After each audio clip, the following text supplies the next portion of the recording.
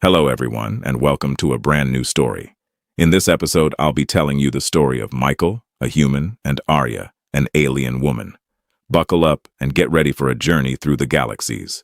Enjoy the show. I thought I was alone, but the most feared alien woman in the galaxy was on the spaceship. The mourning dove had been dead for at least 4 months, which, as far as Michael was concerned, made her the ideal business partner. No arguments about the split. No last-minute change of heart, no crew hiding in the walls with a grudge and a plasma cutter. Just a cold hull drifting through the black with her lights out and her secrets loose, waiting for someone enterprising enough to strip her for parts. Michael considered himself enterprising in the way that a raccoon considers itself enterprising, technically true, morally flexible, mostly just hungry. He'd matched velocity in his beat-up salvage skiff, cracked her airlock with a persuasive tool he lovingly called the convincer, and floated inside expecting the usual. Silence. Frost. The faint, sad smell of a ship that had stopped breathing. He was not disappointed. The corridors stretched ahead in ribbed shadow, his headlamp carving a shaky cone through the dark, and every surface wore a delicate skin of ice crystals, as if the freighter had died mid-shiver. "Just you and me, then," he told the ship, because Michael had long ago accepted that talking to himself was cheaper than a therapist and better company than most people. "Don't get clingy." For hours he worked. He knew freighters the way a surgeon knows a rib cage, where the valuable organs were, which arteries to cut, what to leave for the buzzards. He peeled superconductor coils out of the primary junctions, harvested a rack of memory cores that would fetch a small fortune from a fence who asked no questions, and pried loose an entire life support scrubber that was, admittedly, more than he could carry, but far too pretty to abandon. His breath fogged. His fingers ached inside his gloves. The only sounds were the tick of contracting metal and the low electric hum of his own gear, and it was, in every measurable way, a perfect day at the office. He was elbow-deep in a bulkhead panel, humming something tuneless. When the ship made a noise, it had absolutely no business making. It wasn't the groan of cooling alloy. He knew that sound. He'd have bet his skiff on it. This was softer, deliberate, the unmistakable spine-freezing scuff of weight shifting against a deck plate. The sound a living thing makes when it's trying very hard not to make a sound at all. Michael went perfectly still. His humming died in his throat like a bird flying into a window. "Okay," he whispered to himself, very reasonably. "Okay, ships settle. Ships absolutely settle. That is a settling ship. That is a normal, dead, settling ship. And I am a normal, calm man who is not going to." He turned around. The cargo hold opened up behind him in a cavern of dark, and standing in it, motionless where a heartbeat ago there had been nothing, was a woman. His headlamp found her by degrees, the way you don't want to find anything. Skin the pale blue of deep ice, of the last light before a star goes out. A stillness so complete it was almost geological, as though she'd been carved there and the ship had been built around her afterward. And rising from beneath dark hair, long and tapered and utterly, impossibly wrong on a human silhouette, ears, elegant, elvish, sweeping back to points. Every wanted poster in 100 systems had drawn those ears as devil's horns. Every one of them had lied about everything except this. Michael's blood did something he'd only ever read about in cheap novels. It ran cold. Genuinely cold, all at once. A bucket of ice water poured straight down his spine, because he knew that face. Everyone knew that face. You didn't survive out here without learning it the way you learned which stations not to dock at, and which debts not to take. Arya, the warlord. The name whispered across trade routes like a curse you didn't want sticking to you. The blue demon of a dozen burned worlds, the woman whose fleet had gone silent and whose death had been toasted in 1,000 dive bars 4 months ago, presumed dead, celebrated dead, gone. She was watching him. Sapphire eyes, unreadable and depthless, fixed on him with the patience of something that had already decided the outcome and was simply waiting for the paperwork. Michael's brain offered him several excellent survival strategies. His mouth, as ever, went its own way. "So, he said, and was distantly proud that his voice only cracked twice. I want to be up front that I've got maybe 40 credits, a skiff held together with hope, and a scrubber I can't lift. If you're here to rob me, I regret to inform you, you're 4 months too late. Someone beat you to it, and it was me, and I robbed this ship, and honestly the timing is just... He stopped, swallowed. I'm rambling. People tell me I ramble when I think I'm about to die. Statistically, it hasn't helped. She did not move. She did not strike. Every story he'd ever heard said that by now he should already be a stain, that no one who met her walked away to complain about it. But the most feared woman in the galaxy just stood in the dark of the dead ship and looked at him, and in the silence that followed, Michael understood two things with terrible clarity. The first was that the airlock was 14 meters behind him, and his legs were already casting a nervous vote to use it. The second, the one that would haunt him, was that she hadn't moved because she couldn't be sure she'd win, and that meant the deadliest creature in known space was, right now, afraid of him. The vote to run was unanimous, right up until Michael noticed the blood. It was pooled beneath her, dark and glistening in his headlamp's beam, spreading in a slow crescent across the frost like spilled ink refusing to freeze. Not a lot of it, but not a little either, and the important thing was that it was hers, and it was still coming. His eyes traveled up from the pool to the way she stood, and only now did he see what the fear and the legend had hidden from him. She wasn't standing like a predator.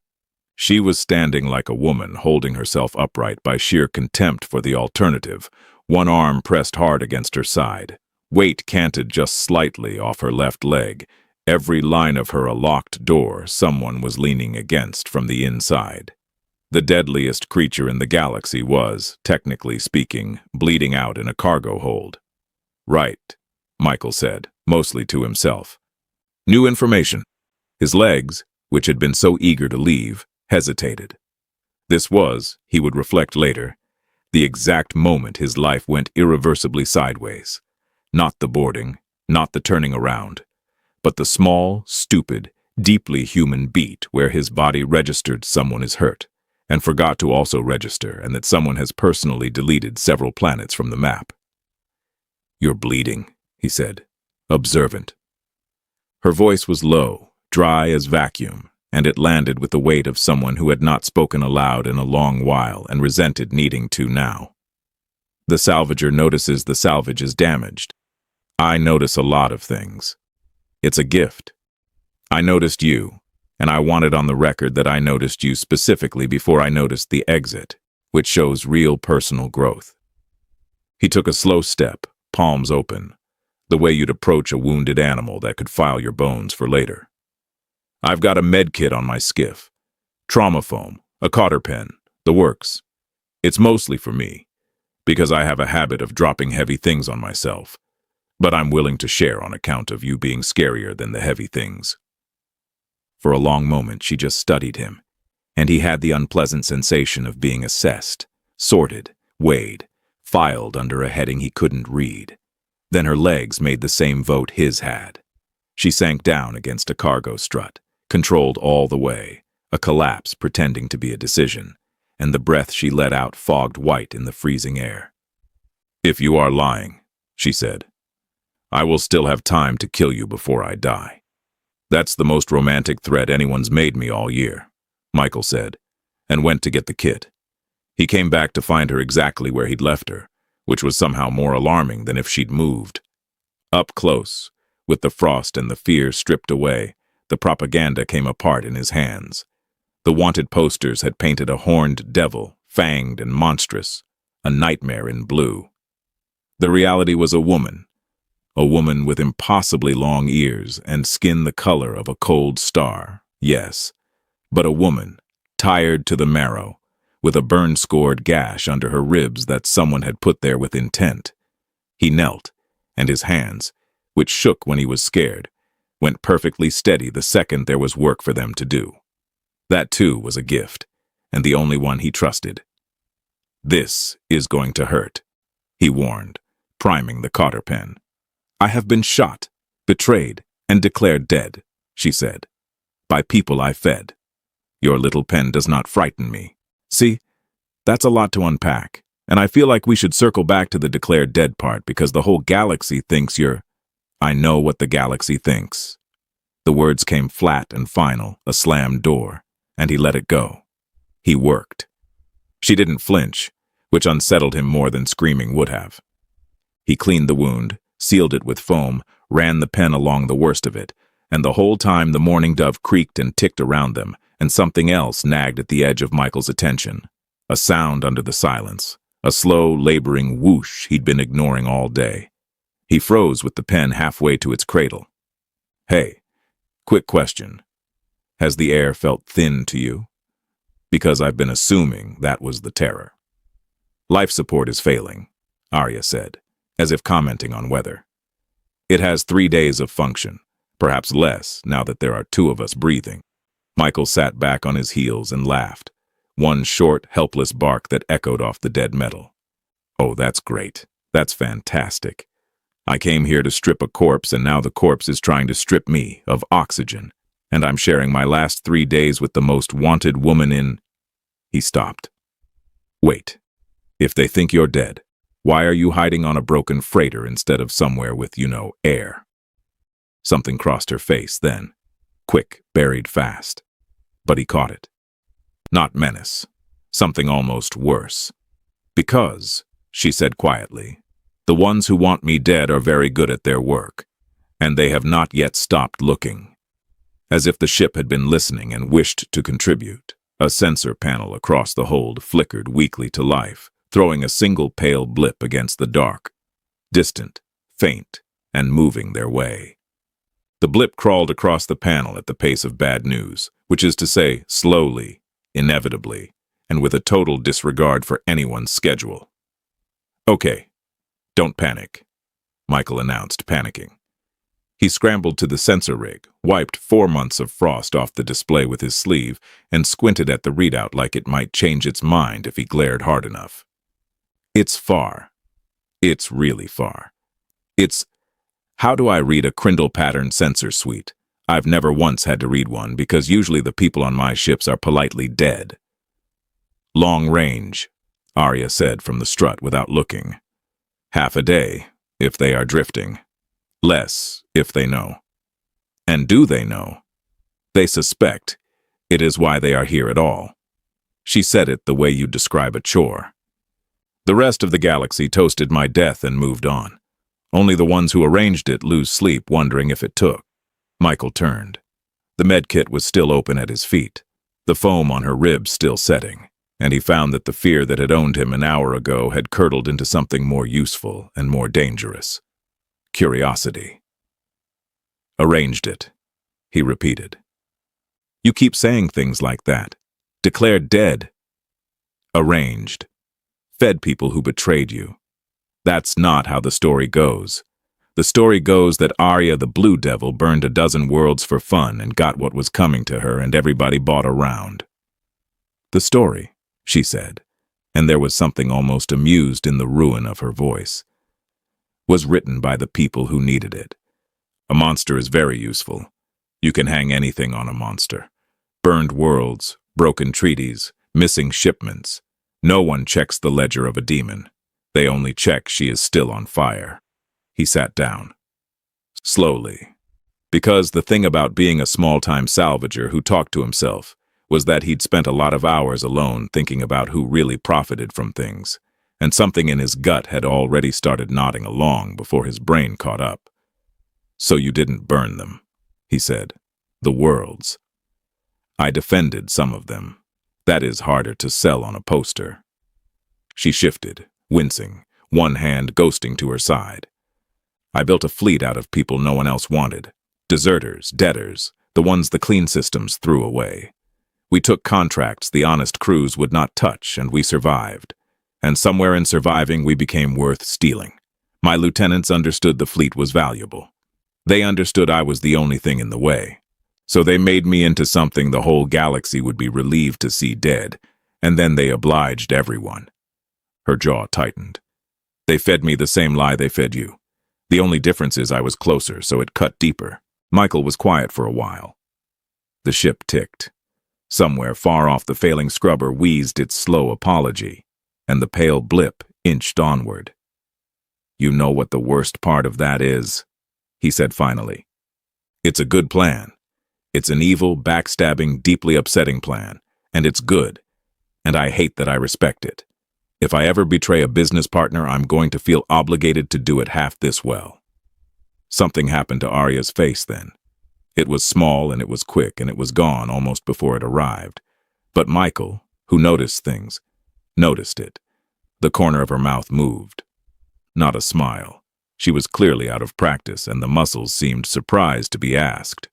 But the ghost of one, the fossil of a thing that used to smile before the galaxy taught it not to. "You are a very strange man," she said. "I've been told. Usually right before something explodes." He handed her a ration bar from the kit. Dense, joyless, the color of regret. And after a suspicious pause, she took it. "For the record, I believe you. I don't have a good reason to, and it's probably going to get me killed. But I've spent my whole life stripping the guts out of ships other people ran, and you learn a thing or two about who ends up owning the wreck.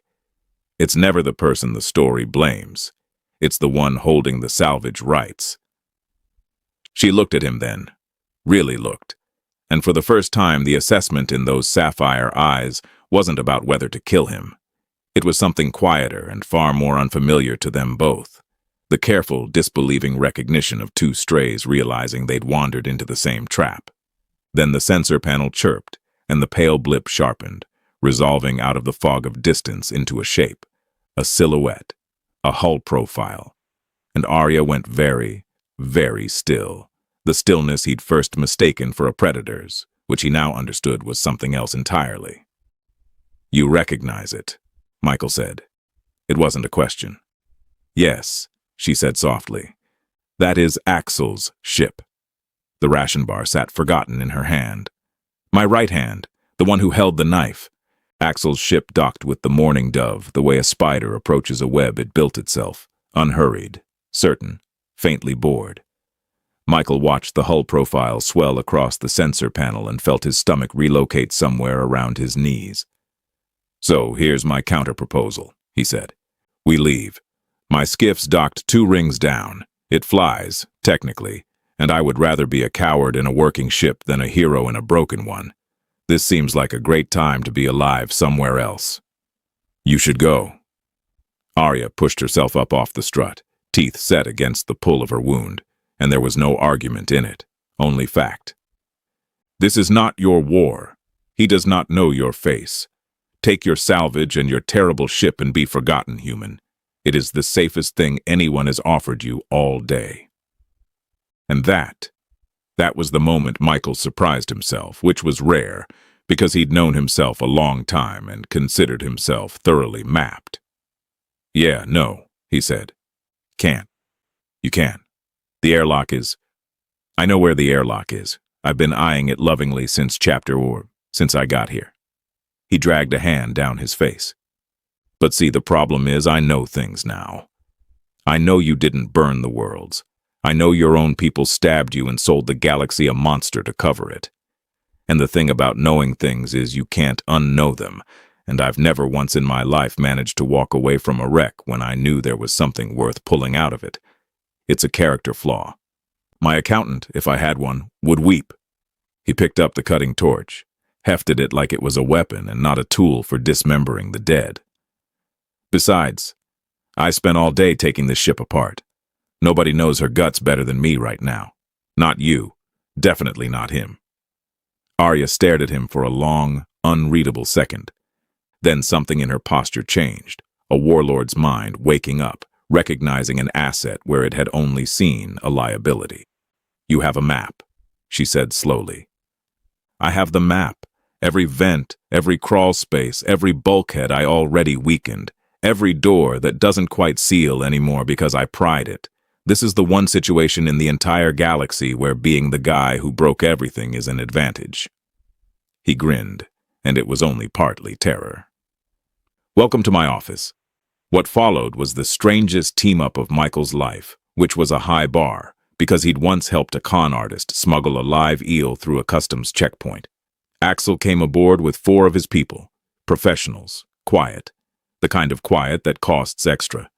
And Michael and Arya became ghosts in a ship Michael had spent all day haunting.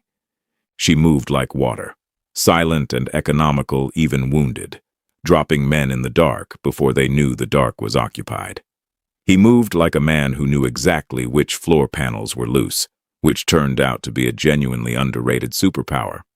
He led 2 of them onto the cargo lift, jammed the override he'd broken hours earlier out of pure greed, and dropped the whole platform 3 decks with a shriek of tortured metal and a very rude gesture through the grating. "That's for the scrubber I couldn't carry," he shouted down the shaft, apropos of nothing, riding a wave of adrenaline into open mania. They regrouped in a maintenance crawlway barely wide enough for shoulders, pressed close in the dark, both breathing hard. Down to Axel and 1 other now. The odds had gone from suicidal to merely dreadful. "You are enjoying this," Arya accused in a whisper. There was blood on her again, not all of it hers. "I am coping," Michael whispered back. Loudly, "It's my process." He risked a look at her, the ice-blue skin, the impossible ears, the sapphire eyes bright even here in the dark, and something in his chest did a small, badly timed flip. "For a legendary terror, you're weirdly good in a crawl space. I feel like the wanted posters really undersold your range." "For a coward," she said, "you have not run once." "Give me time. The night's young." But he wasn't going to run, and they both knew it now, and the knowing sat between them in the cramped dark like a third person. She was looking at him again, that careful, disbelieving look, and for once Michael had nothing witty loaded in the chamber. He just looked back. "When this is over," she said quietly, "assuming we are not dead, you should not stay near me. I am still the most hunted thing in the galaxy. Anyone beside me becomes a target. It would be safer." "You keep telling me what's safer," Michael said. "I noticed you've stopped sounding like you want me to do it." Arya opened her mouth, closed it, and that ghost of a smile came back, fuller this time, almost real, right up until a voice drifted down the corridor beyond the crawlway, smooth and amused and close.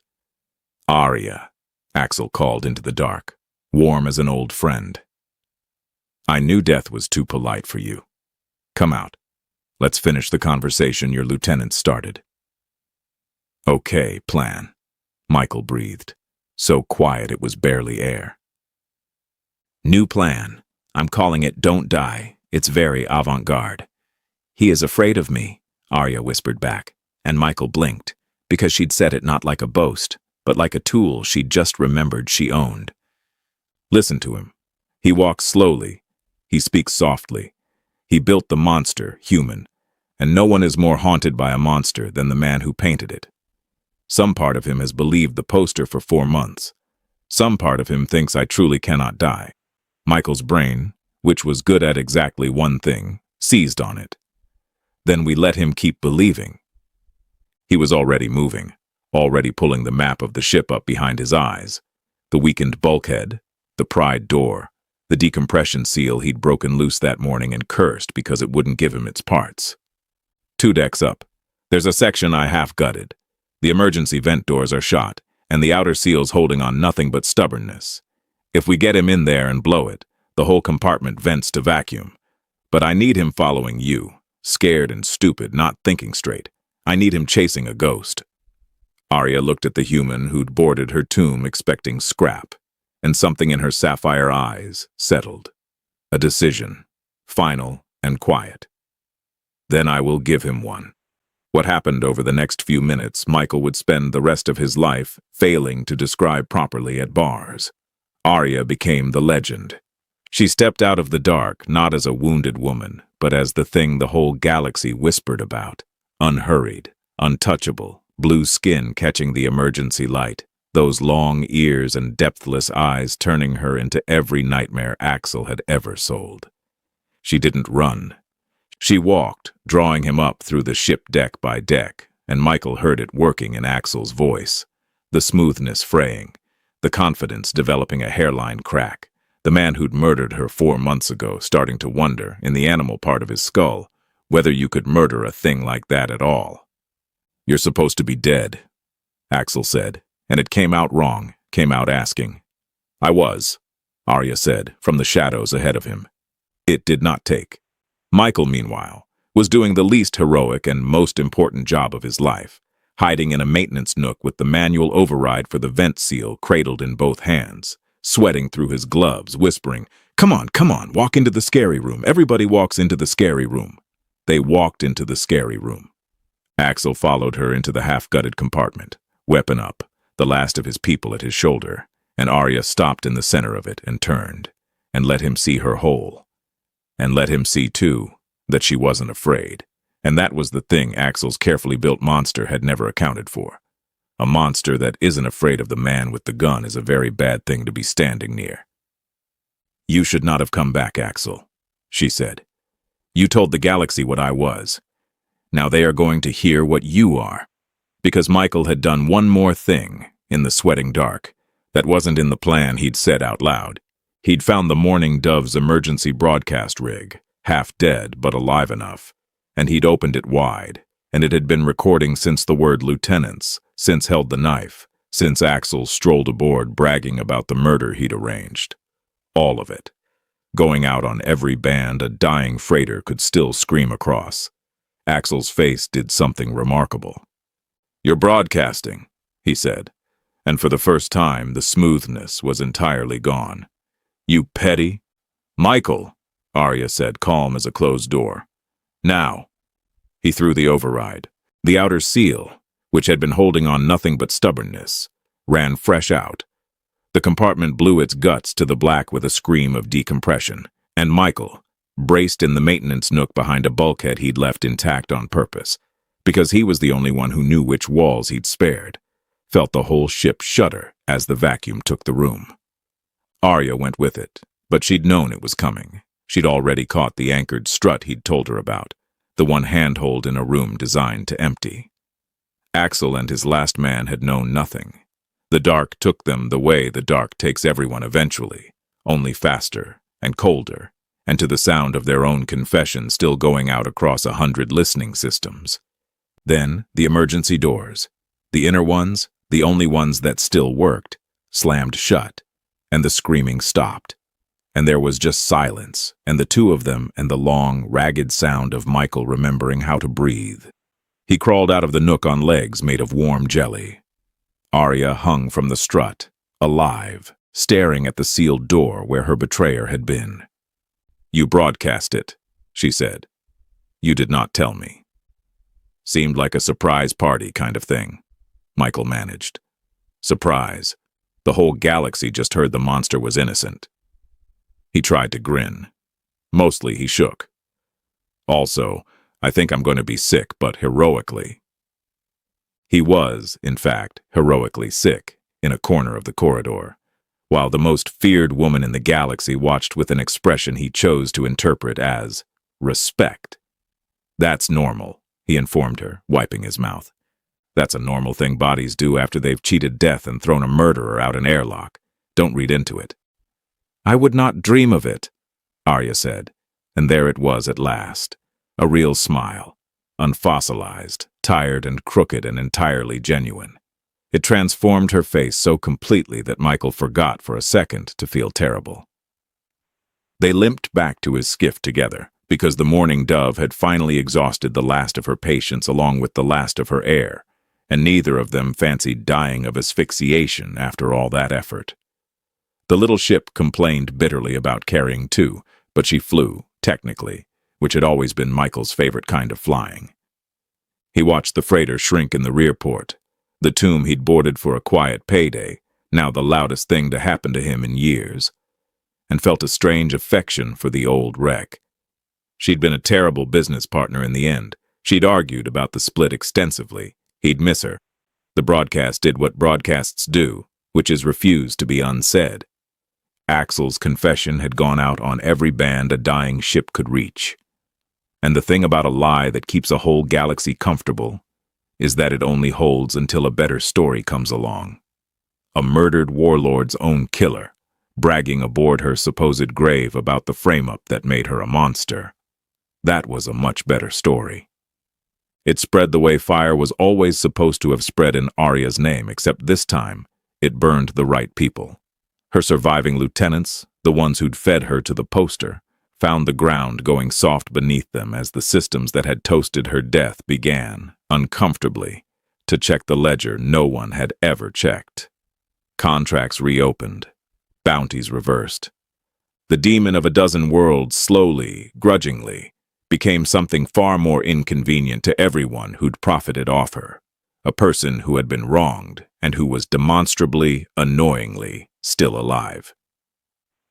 "You have ruined a great many powerful careers," Arya observed weeks later, from the co-pilot's seat that had somehow become hers without either of them formally negotiating it. "There are people who would pay handsomely for your head now. There were people who'd pay handsomely for my head before. I just wasn't important enough for them to bother. This is basically a promotion." Michael adjusted their heading toward a station that owed him money for a rack of memory cores. "Besides, let 'em come. I know a woman who's very good in a crawl space." She looked at him sidelong, and he'd learned to read those looks now, the whole vocabulary of them. This one meant you are a very strange man, and it also meant something warmer that neither of them had said out loud yet, because saying things out loud was how you jinxed them, and they'd both had quite enough of the universe taking things away. Here was the thing Michael had figured out, somewhere between the vacuum and the vomiting. He'd spent his entire life stripping the guts out of other people's ships, taking wrecks apart for scrap because it was safe and it was quiet, and nothing in a dead ship could disappoint you. He told himself he liked being alone. He'd talked to himself for years and called it company. And then he'd turned around in a frozen cargo hold and found the single most dangerous person in 100 systems, and instead of running, instead of doing the safe, quiet, sensible thing he'd built his whole life around, he'd reached out a hand. He hadn't known until that moment that he was the kind of man who'd do that. It turned out he'd been the salvage all along, and he'd needed someone to pry him loose. "Can I ask you something?" he said, "and you promise not to defenestrate me." "I make no promises involving windows. Where do you actually want to go, now that you're not hiding, now that the galaxy knows? You could do anything. Take the fleet back, clear your name properly, start a legitimate shipping concern with suspiciously good security." Arya was quiet for a moment, watching the stars stream past.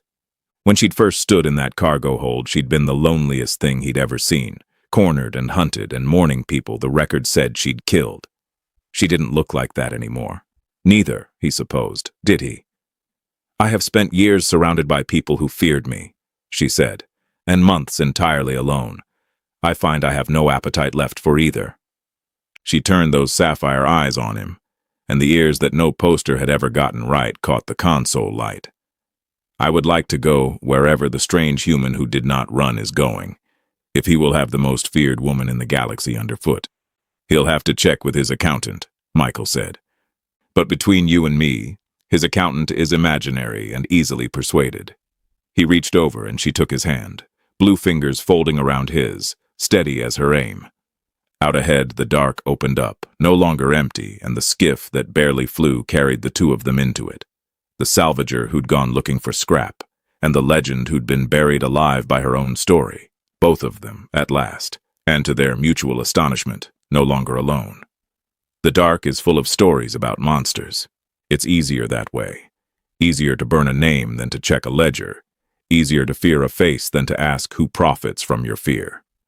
Michael went looking for an empty ship and a quiet payday, and what he found instead was the oldest trick in the galaxy, that the things we're taught to run from are so often just the things someone needed us afraid of. He could have run.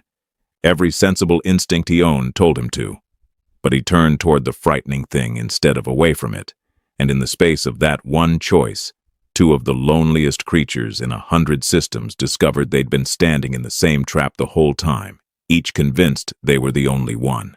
So maybe the question the dark leaves you with is this: how many monsters in your own life were painted by someone who needed you to keep your distance? How many wrecks have you passed by, certain there was nothing inside worth saving, including perhaps the one you see in the mirror? And when you finally meet the thing you've been warned about your whole life, standing still in the shadows, waiting to see what you'll do, will you run? Or will you reach out a hand? The end. Friends, we've come to the end of another fantastic science fiction story. Don't forget to enjoy this delightful story. Leave your thoughts in the comments below, and subscribe to our channel so you don't miss the next one. The next story is coming very soon. Until then, see you.